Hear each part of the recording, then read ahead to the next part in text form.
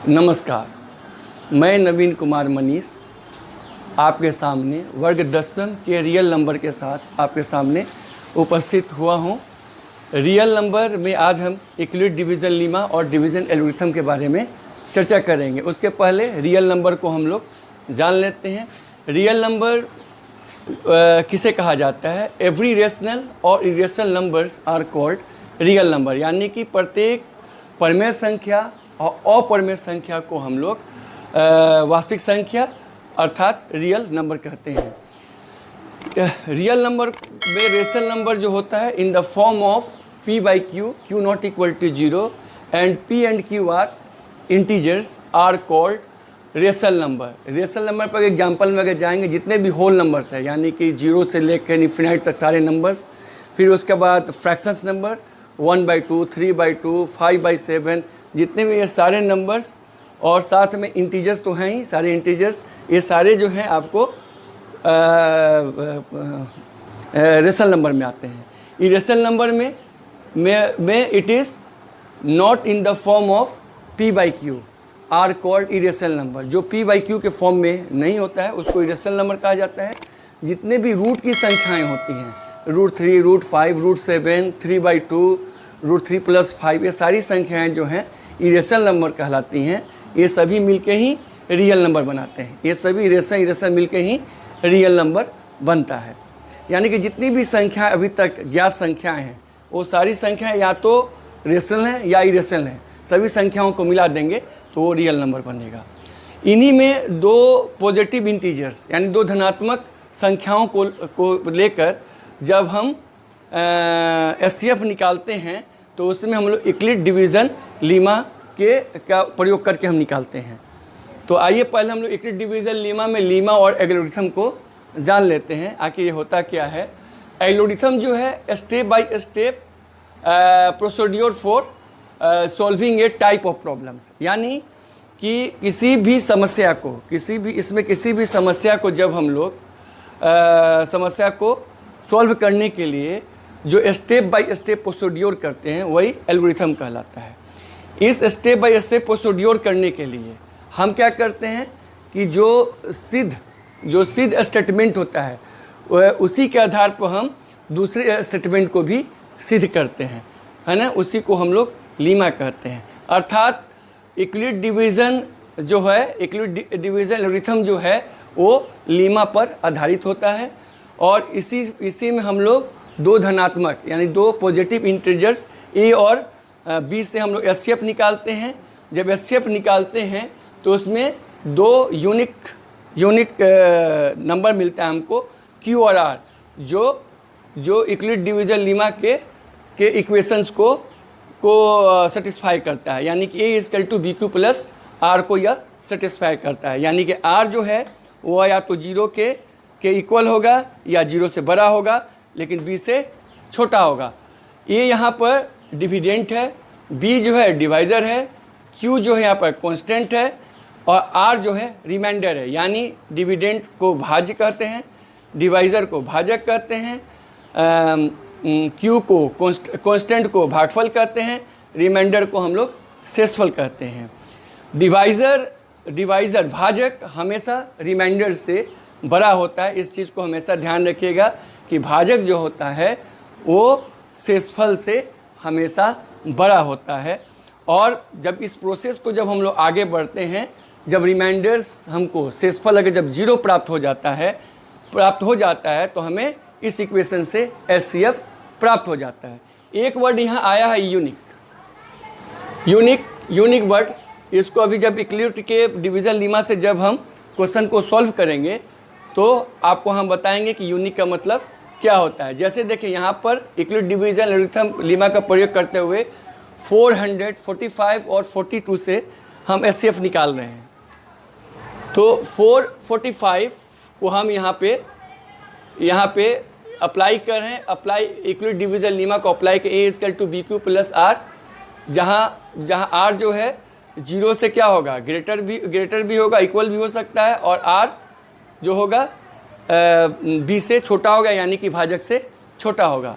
अब यहाँ पर देखिए 455 a की जगह पे हम रख रहे हैं 455 इक्वल टू, देखिए 42 से जब हम 45 को डिवाइड करेंगे तो 42 टेंजा 420 होता है और रिमाइंडर आपको 35 इसमें बचेगा। तो 42 इंटू 10 प्लस 35, यानी कि यहाँ जब भी हम 42 से 455 को अगर डिवाइड करते हैं तो हमें हमेशा 35 ही आपको क्या मिलेगा, शेषफल मिलेगा, रिमाइंडर मिलेगा और आपका कांस्टेंट भी 10 ही मिलेगा। इसके अलावा और दूसरा आपको नहीं मिल सकता है। यही QOR का यहाँ पर यूनिक बताया गया है। ये दोनों यहाँ पर यूनिक है ना। फिर अगले स्टेप में देखिए, फिर अगले स्टेप को क्या करेंगे, यहाँ जो 42 है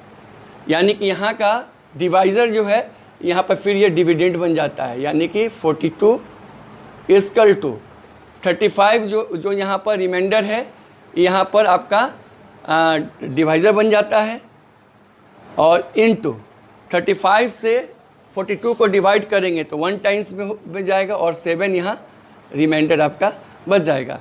यानी यहाँ भी देखिए 1 और 7 जो मिला यहाँ पे ये यूनिक नंबर होगा। जब भी 35 से 42 को आप डिवाइड करेंगे तो 1 और 7 ही मिलेगा, इसके अलावा और कोई संख्या आपको नहीं मिल सकता है।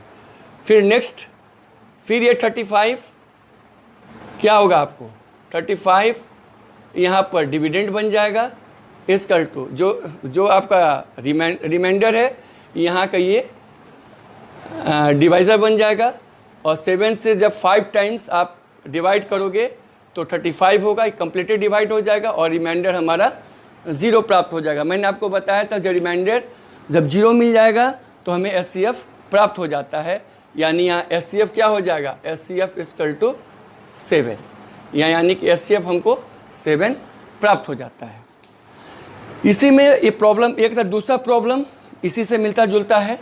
देखिए यहाँ हमको क्या करना है, so that any positive odd integers is of the form 4q + 1 और 4q + 3 where q is a some integers. यहाँ हमको प्रूव करना है कि ये जो 4q + 1 और 4q 3 जो है हमको दिखाना है कि ये ऑड पॉजिटिव इंटीजर्स हैं। जब ये पॉजिटिव ऑड इंटीजर्स होंगे यानी कि 4q इसका इवन पॉजिटिव इंटीजर्स होगा और 4q + 2 भी इसका पॉजिटिव इंटीजर्स होगा। यहाँ देखिए डिवाइज़र के जगह पे 4 है, यानी कि रिमाइंडर कहाँ तक होगा, 0 से 3 तक इसमें रिमाइंडर हम ले सकते हैं। पॉसिबल रिमाइंडर यही होगा। आइए इसको हम लोग सॉल्व करके देखते हैं। लेट करते हैं ए को हम लोग positive, let a is the odd positive integers मान लेते हैं इसको, पॉजिटिव इंटीजर्स और अप्लाई कर देते हैं। Apply Euclid division lemma, Euclid's division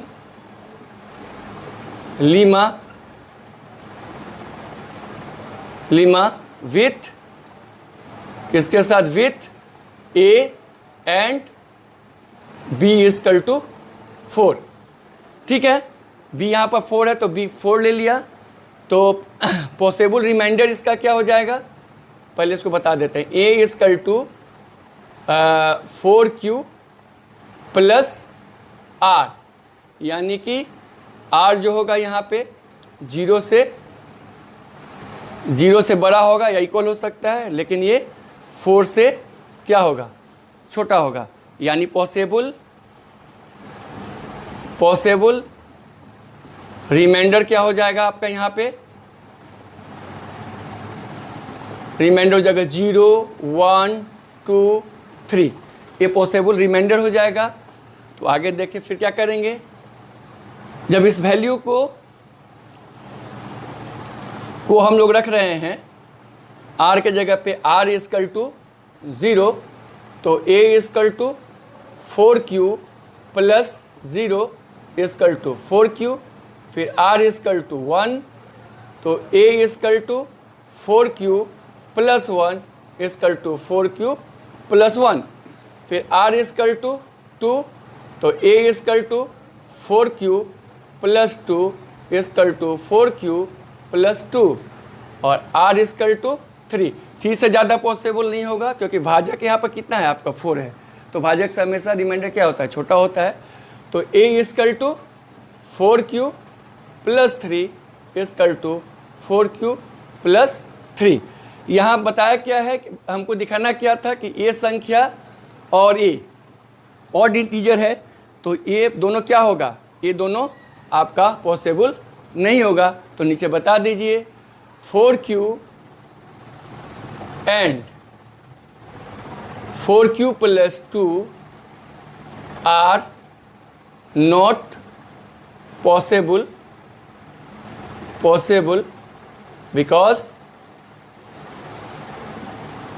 because it is divisible by 2, यानी कि ये इवन नंबर होगा, है ना। So any positive